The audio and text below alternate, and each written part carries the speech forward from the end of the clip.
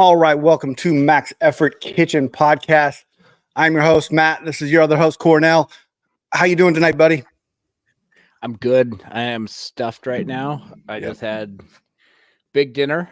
Nice. I got a 4-pound tri-tip, untrimmed. Ooh.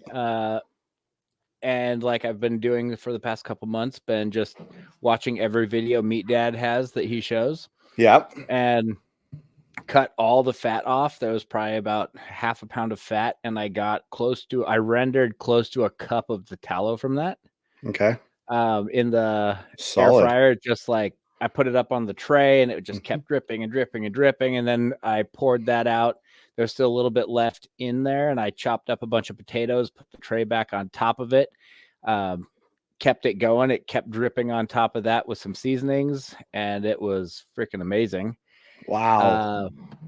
Then I took tri-tip, which I've never done this before. I don't know why I haven't, because I always looked at a tri-tip as like you just cook a tri-tip as a triangle. Yeah. But he chopped them up into like 1.5-inch steaks, and I was like, those look perfect. So I just I made 5 steaks and let them rest for about 2 hours, like come to room temperature over salt. Mm-hmm. And they were amazing. Got the barbecue up to like 600 degrees. Had them on there for about 1.5 minutes on each side twice, and then it was done. And then wrapped them in foil and butter, and then made a bunch of mac and cheese and added a whole bunch of extra cheese. And I'm just having trouble breathing.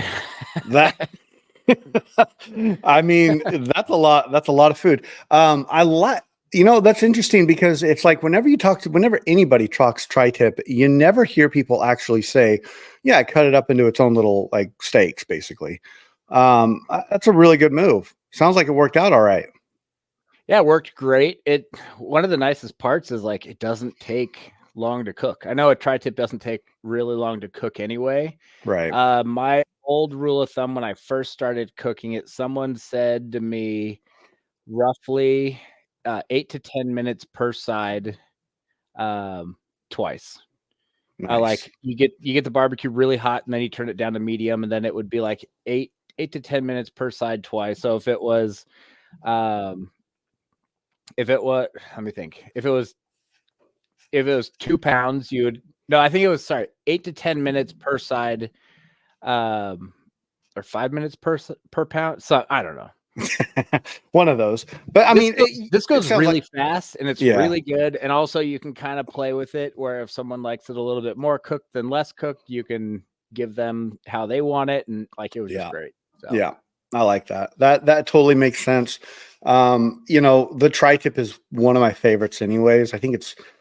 I generally will, when I do tri-tip, I use it for tacos. And it's one of those things, and I've told you guys this probably plenty of times.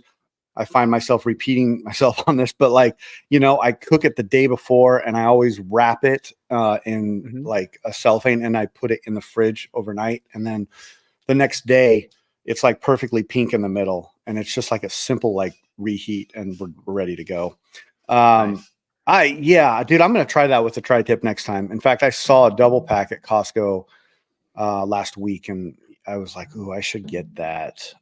So I might do that. I also saw the roast that you've been talking about, and dude, the marbling on that thing is fantastic. Yeah, it is really nice. It's so good. So yeah. I've just been getting like, I used to eat a lot of red meat, and then I didn't cut back because I didn't want to eat as much red meat, but just because it was starting to get pricey. Yeah. And then now I've been learning how to, what we've talked about multiple times is, like buy meat accordingly, like, and efficiently price wise. Yeah. So this tri-tip was 4 pounds, and it was on sale. The whole thing was $18, and we ate half. Dang, that's awesome. So that's dude. I mean, it is a thing, and I know we've had many discussions on here about it, but I have found over the past, month or so that we've been talking about this is just like, there's not one sole place that you can just shop and buy efficiently. You just got to be out there watching. The Costco one is really great. Restaurant Depot, Cash and Carry, all those big, like kind of wholesale places. It's just the way to go. I mean, I've been buying my chicken at Costco because I really like that it comes in like the singular packs where they actually put 2 breasts per pack. And that way, because we were running into the problem where like we'd either cook it all and we wouldn't finish it and then it would never get eaten, or we would split it in half because we'd buy 4 or 5 pounds at a time. And then the other half, the raw half, would sit in the fridge for like an extra day or so. And we're like, well, this is kind of stupid. So we started buying those and it's working out really well. Nice. We did something fun last night, and this is nothing like, I always overjudge or over analyze, the food things that I'm talking about, but like it was super fun, and it was like a really protein dense and had some good calories, and it was a good dish. But we took the 12-inch cast iron, cooked marinated the chicken, some fajita seasoning and oil, cooked that, took them out, threw in like black beans, cut up peppers, cut up onions, jalapenos, and then put the chicken back in, put some tomato paste. Trying to think what else. There was I think there was one other spice, but anyways, we kind of then threw a little bit of water in there and let the chicken kind of stew in that, and the water cook down. And then you throw right at the end, you throw a bunch of cheese on top, some fresh jalapenos, and then you just eat it like nachos. You take chips and you dip it out of that. And that was like our dinner last night. And that's great. Between Alana and I, we finished the whole cast iron pan, and it was like, we're looking at each other like, wow, this is actually really freaking good. This works. I like it. But yeah. That's awesome. Yeah. For lunch today, we did pizza. And nice. Yesterday on the way back from the gym, I stopped and got some Mexican food.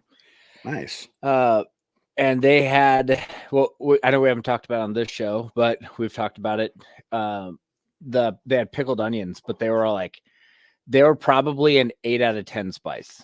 Nice. And so I just grabbed like a whole Ziploc bag full of them at the restaurant, and I just brought them back, and I didn't know how hot they were. And I was like, these are pushing the limit for me. But I made barbecue chicken pizza. And then once it was all done, I just covered it I covered my pizza in those, and it was just awesome.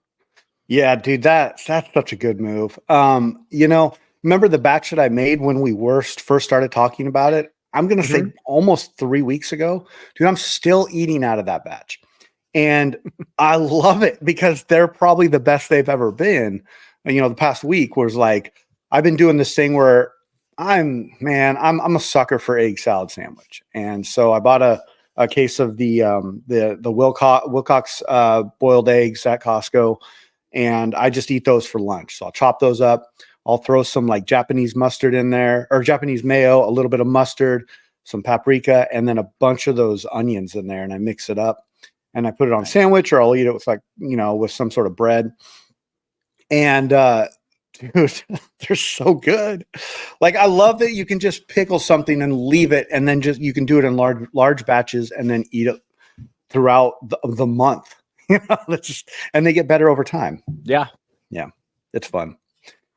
It is fun. Great. Yeah. So, I was going to talk a little bit about this. I've been doing some experiments with Trader Joe doughs. Okay.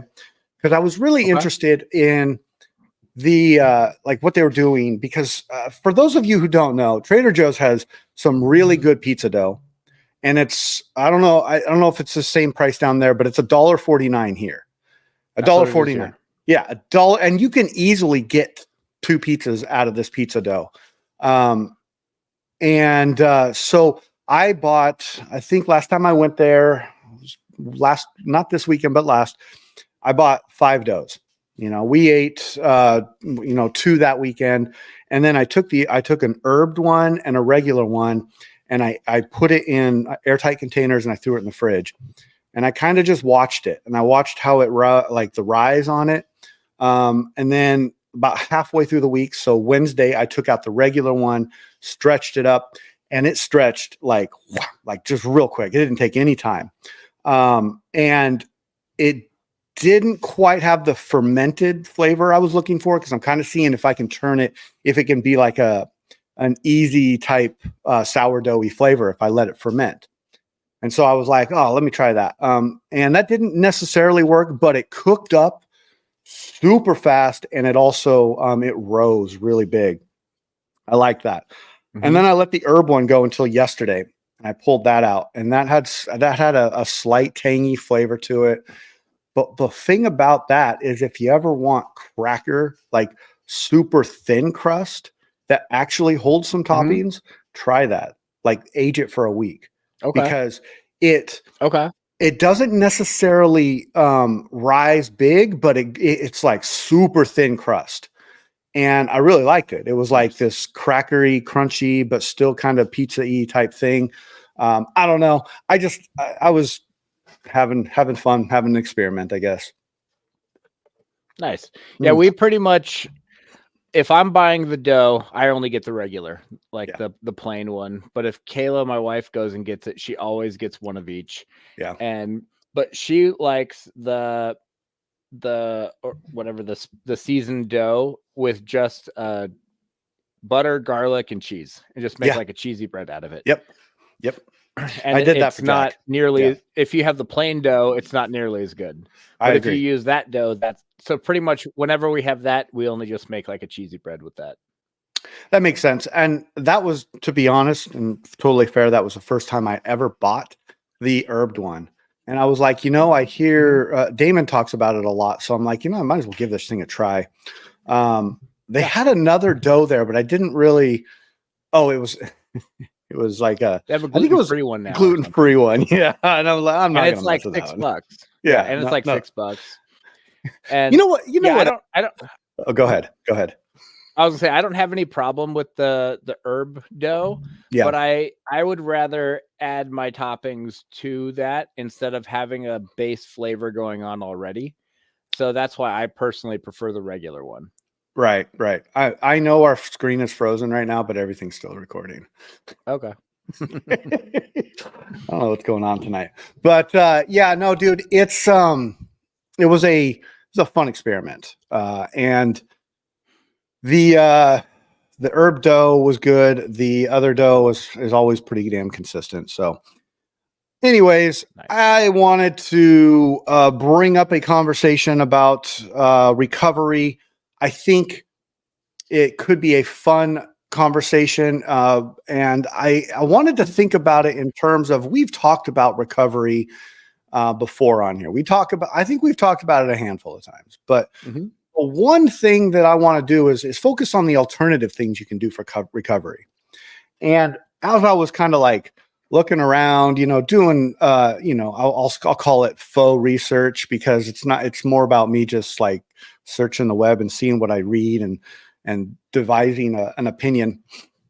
It's, I found the one thing that I really liked was the idea, and I read this a couple times, the idea of consistent training that actually acts as a form of recovery by keeping your muscles working. And it was very specific to say, not necessarily specific recover or specific types of training, but just like keeping a good routine up. So, if you're doing like weightlifting 2 days a week and, maybe bodybuilding day or a strength days but just keep your body moving was a really, there's a lot of benefit to that, because your muscles are used to it. You got routine and you're not throwing your body off. And it just talked about how the consistency of your training can actually benefit your recovery if you're doing it more. And I think it's pretty common sense, but I'm trying to like come up with some like magical way to say it, but that's pretty much the way it is. What's your thought on that? No, that really makes sense. All I was thinking about is I'm a general contractor, so I kind of get involved with all different sides of construction. But one of the things that is a very common thing is for us to do kitchens. And oftentimes people, let's say they bought a dishwasher 6 months ago or a garbage disposal 2 or 3 months ago, and they don't want to get a new one because they just bought it and they don't want to get a new one. So what we tell them is that's fine, but this is going to be your responsibility unless you want to pay us to do this. They need to be ran at least once a week. You need to run water, hook your hose up to your dishwasher, and then plug it in and let it run. Yeah. And same with the garbage disposal. You have to plug it in and let it spin like at least once a week, because even though they're in totally fine condition where they're being used all the time, if they stop being used, they will lock up. The gaskets will dry out. They'll start leaking, like all of those types of things. I got my jacuzzi, I got for $500 from a guy who had it. He bought it like 20 years ago. Like, it's old. If you want to make it hotter, you have to like open up the door on the side and actually crank a thing to make it hotter. He said he had no problems with it for 20 years. So he drained it. He put it on the side of his house. I bought it from him about a week and a half after he drained it. I brought it to my house. I hooked it all up. I filled it with water, tried to turn it on, and immediately water was just shooting out of the I think it was the pump.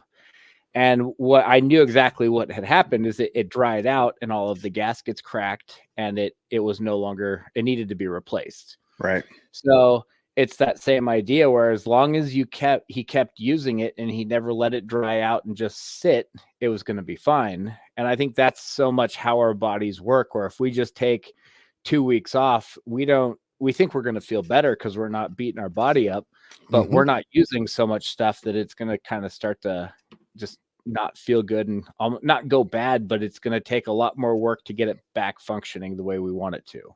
Yeah. And I really like the way you explained that, because you used it in terms of something that we use every day. And like that just completely makes sense. And as people who train and do things, and on top of all that, as we get up there in age, it really, it pays, it'll pay to be aware of what you're doing, how you're doing it.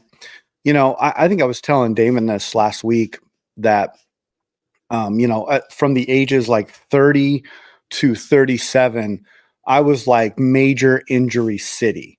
I was the guy that everybody looked at and was like, dude, you need to stop, like stop doing what you're doing, because, and it was like crazy. But maybe it just takes that for me personally to learn.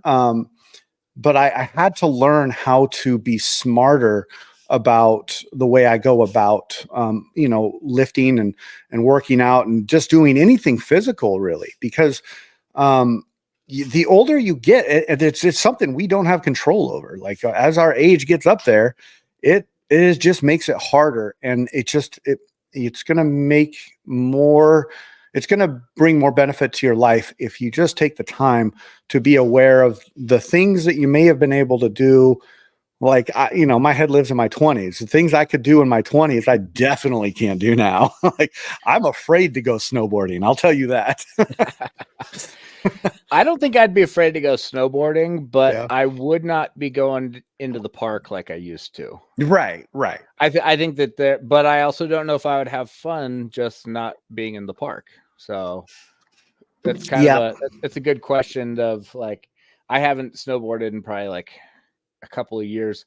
And the time that I did go, I was teaching my son. So that was not what I would really consider snowboarding. Yeah, and that's interesting, because that's probably my next time I go up there. I actually was talking to Jack about that. Like, hey, let's make a goal to get up to the mountain this year, and he was like, yeah. And now I'm thinking to myself, okay, I hope there's no way I can get hurt by just taking him down the bunny hills and all that stuff. Just got to pep talk myself. Yeah. So, but it's all of that, and. I just think it's a really helpful thing to talk about. I think that as masters lifters, I know personally, I forget my age. And then I wake up the next day and I remember. But like when I'm lifting, man, I feel like I'm 25 years old again. And it's just like, And that's partially why it feels so good to lift, is because like I can do it and I can consistently do it and I can be, successful in my own realm of lifting. And it makes me feel good. And like, to me, it's worth being super analytical or analyzing everything I do outside of lifting to be able to have that feeling, if that makes sense. Yeah, no, I think that's great. One of the podcasts, I know we've gone back and forth, passing back and forth. I'm thinking of the RX radio one. I would definitely say that I'm aware of my age when I'm between reps and I'm in between days, and then knowing that like I have to do certain recovery things to help me be able to do the next session. Yeah. But I do think that I am very good at ignoring my age when I'm about to make that lift. Yeah. I don't have any doubt in my mind of like, I hope I don't get hurt. I'm 42 years old. Should I still be doing, like, I'm not, those thoughts are never coming into my head when I'm walking up to that bar. Right. The only thing I'm thinking about is like, all right, if I make this one, I will have no misses for the day. So this is the most important lift of the day, and like those types of things. Yeah, I think I'm with you on that. I definitely am not approaching the bar hoping I don't get hurt. I think if I was, I would probably get hurt. Yeah, because you have that second guessing in your head of should I really be doing this? But I think that, like, we've talked a little bit about, so many people, they want that quick, easy thing that they can check off for recovery. They want to do the protein shake instead of eat real food. They want to, I can't even think of all of the things. Like the cold and ice, the hot and cold is like a very easy thing that we can do. It takes a couple minutes. But the reality is that's like that last 2% of what we can get with recovery. And what we need to be doing is taking care of our bodies for the rest of the day, even the days we're not lifting. We need to be, if we're standing somewhere and let's say there's a counter, we can put our toes up on the part of the wall that comes up and kind of stretch our calves a little bit when we're just standing there. Yeah. When we're walking up steps, we can kind of stretch our hamstrings just a little bit with each step. Yep. If we're, I don't know, there's so much stuff that I just do throughout the day that people are like, what are you doing? I'm like, it's just a little bit tight. I'm trying to stretch stuff out. Exactly. And I think that's the stuff that a lot of people don't think about that we're doing, or we either are doing or we should be doing. If we're, I know I'm doing it, and I'm constantly like, if I feel anything that's tight, then I'll sit and I'll be in the car at a light and I'll grab my steering wheel and I'll arch, or like, I don't know, push your shoulder, like push your shoulders out type thing. I'll grab my steering wheel and I'll kind of round my back so that I can stretch the upper part of my back. I'm constantly trying to just keep everything moving. Yeah, no, I'm with you on that. And I think that's a really good tip, because like at my desk, I have a lacrosse ball, I have a band, and I have like one of those kind of half foam rollers, and I use it all the time. Nice. I mean, and I also have a rule with myself, and this is partially probably my inability to just sit down in front of a computer and work all day. But like, if I'm there, if I know I'm going to be at the office for like, anywhere over like an hour and a half, every like 30 minutes, I can set something on my phone that'll just beep at me. And every 30 minutes I get up and I just go, and sometimes I'll walk around the block. Sometimes I'll just walk down the stairs and just like kind of be up walking around, because I don't know about you. I know you do a little bit of computer work too. But it's like being sedentary really actually makes my body hurt even more. Sure. It sucks. Yeah. The good part for me is most of the time when I'm sitting is when I'm driving, but I'm really going to be getting up within 15, 20 minutes of sitting down for driving. Yeah. And I've always got that seat heater on, so that helps. Yeah, dude, the seat heater, I'm telling you, man, like ever since you started talking about that, like that, I use that consistently for more than just recovery. I mean, to defrost my peanut butter jelly sandwich. So no, that's a dope trick. I like it. It's good stuff. So Hey, I know you brought up the nationals coming up here, and there's going to be a quite the lineup of lifters there. Yeah, I'm really looking forward to it because I think the majority of the Olympians are going. Yeah. Plus, the majority of people who are not at the Olympics, who are the like U.S. and international team, are going to be there as well. Oh, And wow. I'm not 100. I haven't talked to Medina Island recently, but I remember I did message him a couple months ago, and I was like, "Hey, man, you're looking trim." And he's like, Mhm. "Yep, might be changing weight classes." And Oh, he looks he looks smaller. he looks about a little bigger than me, and Yeah. I'm 104 and a half right now. So Wow. he's looking skinny in a good way, not a bad way. Yeah. Yeah. And he's still hitting those big lifts, and I'm excited to see how he does. Same with like Ryan Sessner. He's looking like he's on fire right now. He And is. Yeah. I'm just seeing a lot of people right now that it's pretty cool watching. It's crazy seeing how good people are, like, again. Like, there was Yeah. kind of a lull for probably the right around 2000, like right around that Olympics, and then when COVID happened, I feel like there was a lot of stuff that kind of caused people to not take it as serious. And then now it seems like everyone's really getting fired back up and kind of hitting it pretty hard. Yeah, it's pretty exciting, and I look forward to watching it. And just like, I have a special, not a special place. I can't say that. I like Ryan Sester. I like watching him lift.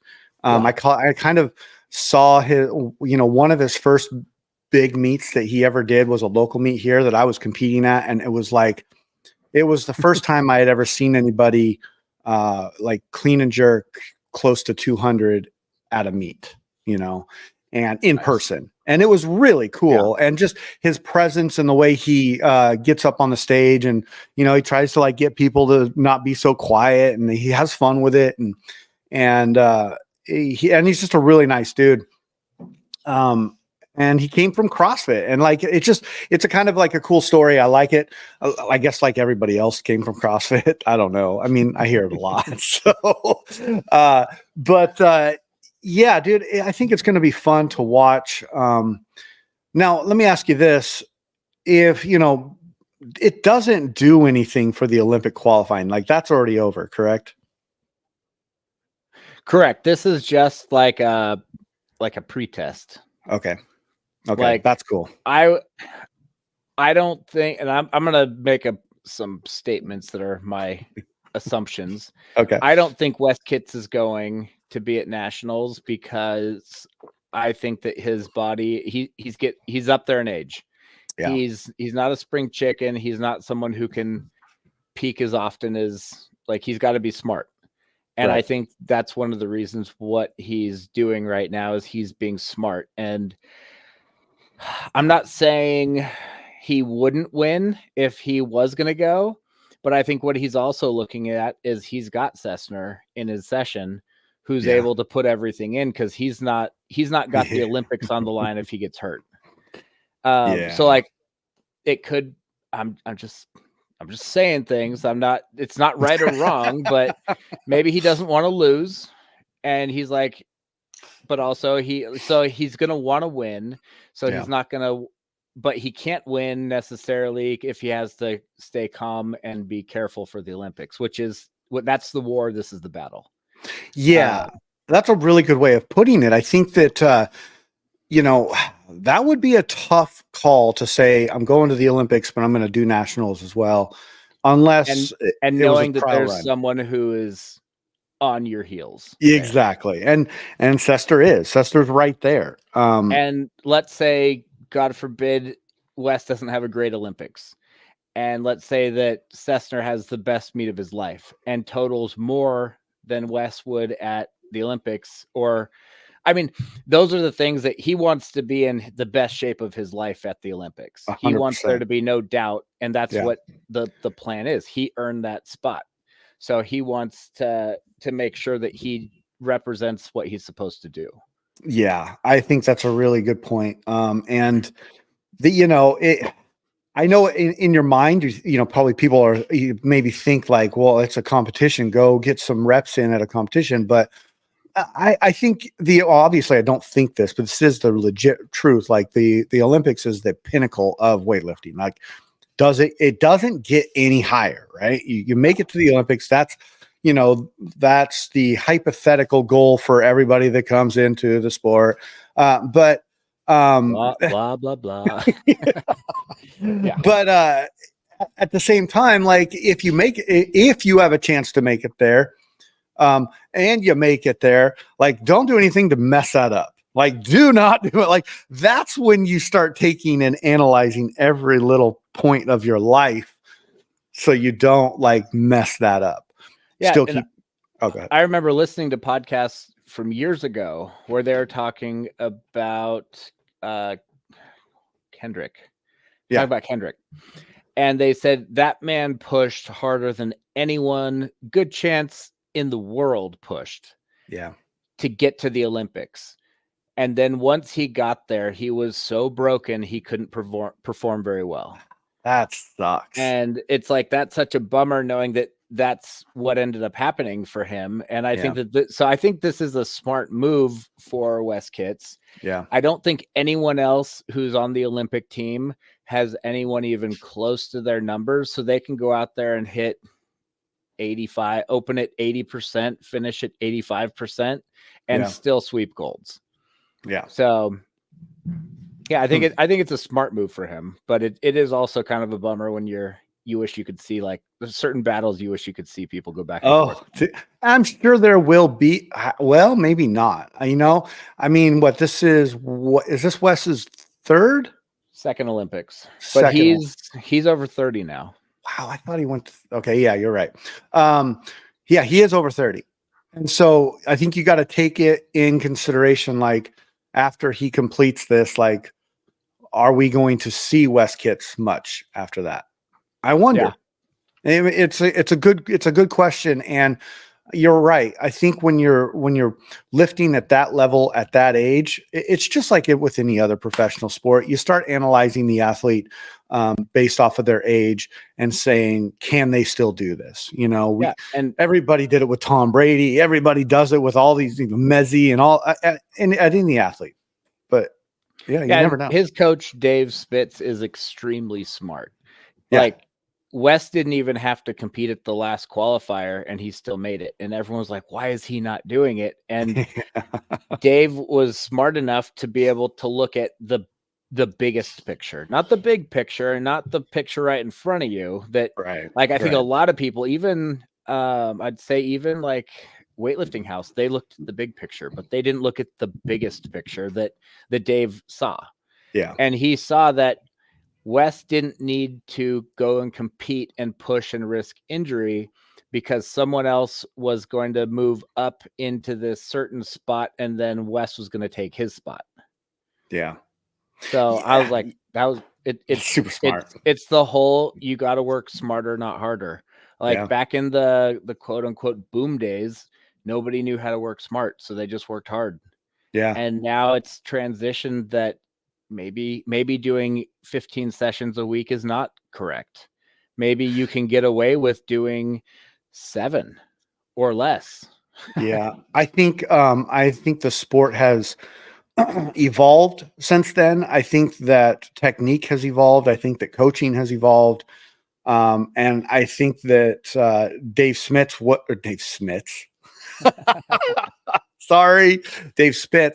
has been through it since then. And if anybody's probably evolved the best in this sport, I would say he is one of those people.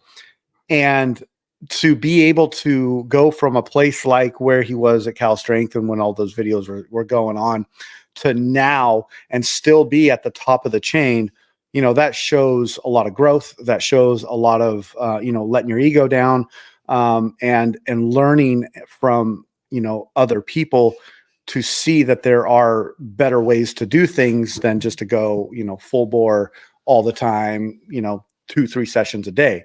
Don't always have to do that. And in fact, I think I heard a podcast the other day that was saying that, like, if you're starting weightlifting, if you're a rookie in weightlifting, you shouldn't be lifting double days. No. Like, it just shouldn't happen until you can build the muscle, until you can build that strength up. Not so much the technique, but build the strength. Because, and then this is my opinion, I don't know how you feel about this, but I think the 2-a-days is about repetition. Repetition is about technique. But you can't do that if you don't have the strength to do it. I think you need to be stronger to be able to do 2-a-days. Correct. I also think that a lot of people look at 2-a-days and they don't necessarily understand. And a lot of coaches will program 2-a-days without understanding how it's supposed to be programmed. Yeah. And it's not 2-a-days. It's taking one session, maybe cutting it down to 3/4 and doing that twice. Yeah. So really you're doing less than a full day in the morning. Then you're having a short recovery, and then you're doing less than a full day in the evening. And generally it's going to be different movements. It's going to be a different stimulus. There could be a strength portion and a technique portion, but both sessions are going to be short. Yeah. So like, let's say if a full session you could get done in an hour, let's say an hour, because it's easy. That first session is going to be 45 minutes. That second session is going to be 45 minutes. Both of those are going to feel very short, but totaling, you're getting an hour and a half. It makes complete sense. like that's the way it should be. I also think that there's a skewed view on what 2-a-days are. Like for me, my first experience of a 2-a-day was in football. And we even had 3-a-days in college. And so that's a whole different sport. Let's just take that and separate the two, because weightlifting is a lot different than football. Where football is more agility, more running, more just doing other things, learning. Weightlifting is something you have to be a lot smarter about, I think. Mm-hmm. I think that's probably the best way of saying it. You have to be smarter about it. So what you're saying is basically breaking up a very large session into 2 sessions in the day. Makes complete sense. Yeah. Because you're working smarter, not harder. Yeah. Like, I think we have discussed it a little bit before, where like some of the big benefit of the 2-a-day is the second set of warm-ups. So the 50-kilo warm-ups, the 70-kilo clean and jerk warm-ups, the ramping up to the top sets. That's what so much of the additional knowledge and skill you're going to earn is in the 2-a-day. It's not doing 4 top sets instead of 2. Yeah. No, I'm with you on that. So that makes, that's a really good, that's probably its own show, but I don't know, dude. I think that I really enjoyed. I think you sent me the podcast that I listened to, and I really enjoyed listening to that, because it talked a lot about, and this is kind of wrapping up everything we've talked about tonight, which is the idea that, like, as you get to a certain age in weightlifting, or any athletic sport, it just takes more effort on the things around you. It takes more awareness of your life and what you're doing. And if you want to continue to do it smarter. Don't get out there and kill yourself and wonder why can't I do this? I must not be a good athlete. No, that's not the case. I think anybody has the ability to be an athlete. I think anybody has the ability to, suit up and do whatever sport they're doing. But it's about getting out there and doing it smart, based off of your genetic age, your age in the sport, and your technical ability, your strength. There's so much that goes into it. So just be smarter about it. Yeah. Yeah. Evolve. Just like we were just saying about Dave. Evolve, evolve into the person that you are at the age that you are. And it's probably a good way to be. Yeah. I remember listening to a podcast that wasn't even like a real new one, but he talked about how much his programming has evolved. And I know that Max Out Friday has this, like, everyone loves it, and they think they love it. They love the idea of it, like Big Friday. And he was like, yeah, we don't do that anymore. It's not, Yeah. it doesn't help. It doesn't make it good for the athlete. We want to look at the long game, not the right now. We want, it's like the long-term investment, not the quick buck. Yep. I like that. Dude, I don't know what's going on with this tonight, like the technical system. But I'm hearing like a cricket right now. Are you hearing that? Oh, that's at my house. Oh, it is. They're in my garage. My bad. Dude, I was like, where is that coming from? But no, as long as I know, that's fine. I'm over here looking at every little piece. Yeah, dude, the whole Max Out Friday thing, I think that has been debunked.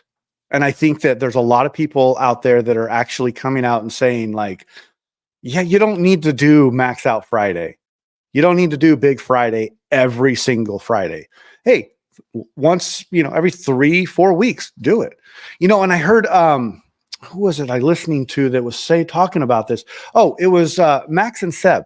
They were talking about like, with the whole AI thing and like, they were talking about like how to basically run 2 programs simultaneously. And they're like, they were saying, run the comp program. That's your bread and butter. That's your core. That's what you should be running. And then because what it does is it leads you up to the testing period. Well, that comp program can be anywhere between 6 and 12 weeks. So what does that tell you? That says that we're not maxing out for at least 6 weeks, right? If you're doing the comp program. If you're doing any other program, they're probably not even going to have it, but they do have the ability. I guess you do have the ability to turn on Big Friday. I'm not sure. Yeah, you can switch over Big Friday.